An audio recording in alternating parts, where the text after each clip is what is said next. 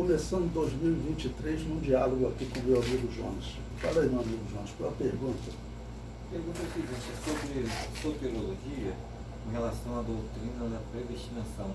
Onde começou a doutrina da predestinação?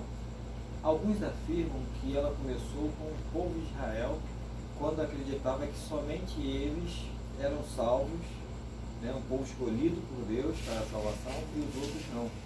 Isso procede, pastor? Não, na verdade não procede, porque quando Israel se coloca como escolhido, em primeiro lugar, ele está se colocando porque Deus, né, disse que escolheu Israel dentre todas as nações. A questão é, você pode interpretar pelo ponto de vista, né, da igreja primitiva, do ponto de vista da igreja de Deus, que é o livre-arbítrio, ou como acreditavam os povos pagãos, que era a predestinação, era o determinismo dos deuses. Então, por exemplo, Israel foi escolhido por quê? Porque Deus olhou para Jacó, olhou para Esaú. Em Jacó, Deus viu defeitos talvez maiores, talvez menores do que de Esaú. Mas o que Deus viu em Jacó? Deus viu em Jacó um amor pela bênção e um amor pela mudança de vida. Né? Que Jacó deixasse de ser um enganador e passasse a ser verdadeiro. Mas principalmente o fato dele amar a bênção de Deus. E Esaú, o fato dele desprezar a bênção de Deus, então fez com que Deus amasse Jacó e aborrecesse Esaú. Agora, o que os antigos pensavam, né, e como que isso conflitava com Israel? Você falando do mundo antigo, só Israel acreditava no livre-arbítrio, porque eles diziam, né? Olha, Deus nos falou, eu coloco diante de ti a vida e a morte. Escolha a vida. A palavra em hebraico para escolha é poder de decisão. Então, por isso, Israel acreditava no livre-arbítrio. Olha, eu construí a salvação para vocês, agora tem a salvação e tem a condenação. Você escolhe. Já os povos pagãos, eles acreditavam que os deuses determinavam todas as coisas. Eles acreditavam que os deuses determinavam o nascimento e a morte das pessoas. Essa religião, isso é comprovado, nasceu em Babel. Se você pegar das religiões antigas ainda viva, vão te dizer que é o hinduísmo. Quando você vai no hinduísmo, você vê que ele nasceu próximo da Mesopotâmia, onde é a Pérsia, ok?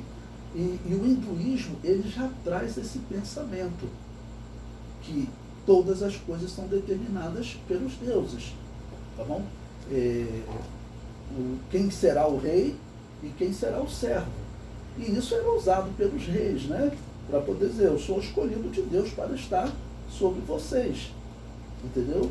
Platão, na filosofia, os gregos também defendiam, isso é chamado de sistema de castas. Tem as castas superiores e as castas inferiores. O sistema de casta é a predestinação, as pessoas foram predestinadas àquilo. Todos os povos pagãos acreditavam nisso. Se você vê filme dos vikings, os celtas, todos eles acreditavam que os deuses determinavam todas as coisas. Os gregos, como Platão defende isso, os cananeus defendiam isso. Por quê? Isso nasceu, na verdade, em Babel, essa crença de que a natureza é Deus e que Deus determina todas as coisas. Tá bom? Então você vê, no mundo antigo, o único povo que defendia isso era Israel. Mas o fato de Israel defender que ele é escolhido, você tem que combinar com o livre-arbítrio, porque Israel defendia e até hoje defende o livre-arbítrio. Os povos pagãos defendiam a predestinação. O determinismo dos deuses foi transformado na Igreja Católica por Agostinho de Hipona em determinismo de Deus. Um Deus agora que determinava todas as coisas. Lembrando que esse Agostinho de Hipona é o mesmo que implantou o culto aos mortos na Igreja Católica no ano 427 da era cristã, quando ele publicou a obra do cuidado devido aos mortos. Também é o mesmo que implantou a teoria da guerra justa, de que a Igreja Católica pode matar para implantar o reino de Deus. As guerras bárbaras que serão organizadas para submetê-las ao catolicismo, as cruzadas, tudo com a aprovação da guerra justa de Agostinho de Hipona. E nos dias da Reforma, Lutero criticou os anabatistas porque eles não concordavam com a teoria da guerra justa ou guerra santa de Agostinho de Hipona. Esse mesmo Agostinho de Hipona é ele que muda, dentro da Igreja Católica já, ele é que muda a teoria do livre-arbítrio para a predestinação. Onde que ele aprendeu isso? Então, antes de ser católico, ele foi maniqueísta. O maniqueísmo era uma religião fundida com a religião da Pérsia e da Índia também. Era um tipo de hinduísmo. Tá bom? Agostinho de Hipona foi maniqueísta. E lá no maniqueísmo a história comprova. O maniqueísmo defendia a predestinação. Todos os povos pagãos defendiam a predestinação. Entendeu? Os romanos, por que o imperador romano ele perseguia os cristãos? O imperador não estava, na verdade, nem aí para cristianismo. Tinha um imperador que até se aborrecia. Por que nós temos que perseguir esse povo?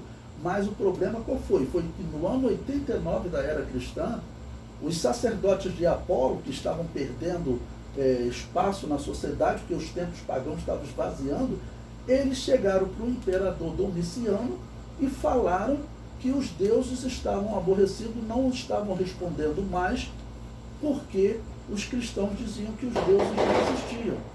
E Domiciano tinha uma guerra para decidir, e quem é que determinava a vitória na guerra? Era sempre os deuses, porque eles acreditavam na predestinação, no determinismo dos deuses.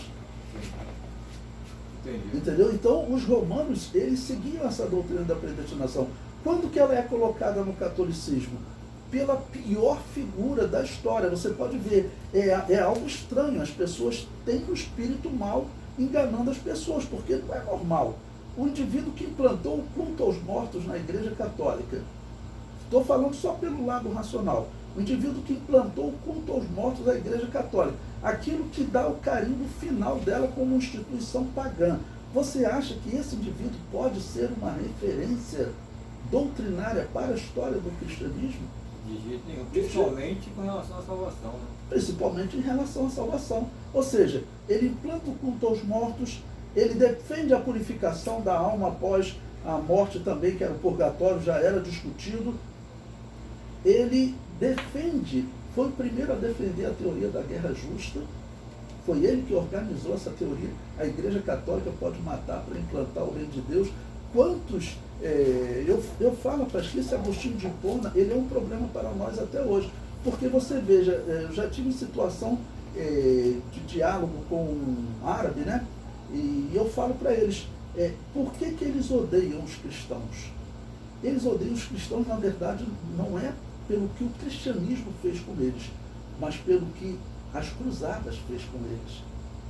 Porque aquilo foi organizado pelos católicos. Rapaz, teve cruzada, não me lembro agora se foi a quarta ou a quinta, que os árabes eles já não estão dando importância a Jerusalém.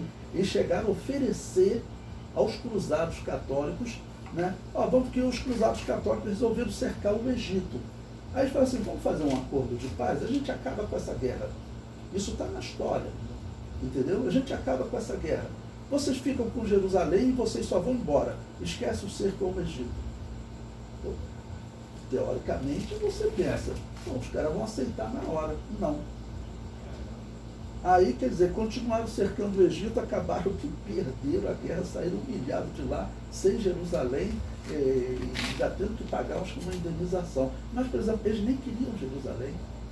Você vê que até hoje os católicos ortodoxos reclamam, que acho que foi na terceira cruzada, mas teve, com certeza, o saque de Constantinopla.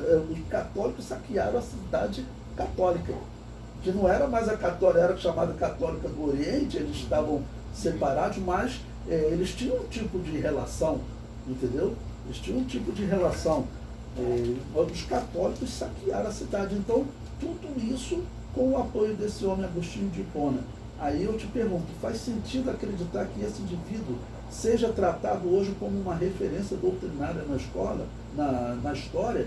Eu já participei de grupo de diálogo que eu fui falar mal de Agostinho de Hipona por ele defender o culto aos mortos.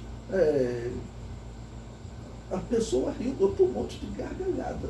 Como assim falar mal de Agostinho de Hipona? Porque o indivíduo é um enganador, ele é um pagão com certeza, porque quem pratica e defende o culto aos mortos, porque eles já praticavam, né? Eles já praticavam, é sabido disso. A Igreja Católica praticou desde o princípio o culto aos mortos. E também defendia o batismo de infantes? Também defendia o batismo de recém-nascido, porque era o sistema católico. Nesse período de Agostinho de Hipona, já tinha sido assinado um documento há 30 anos, né? Agostinho de Hipona, estou falando em 410. No ano 380 já tinha sido assinado um documento que é chamado Edito de Tessalônica, em que ele proibia o funcionamento de qualquer igreja diferente da igreja de Roma. Então as igrejas que não aceitavam o batismo de recém-nascido e que defendiam o livre-arbítrio, eles foram proibidos de funcionar no ano 380.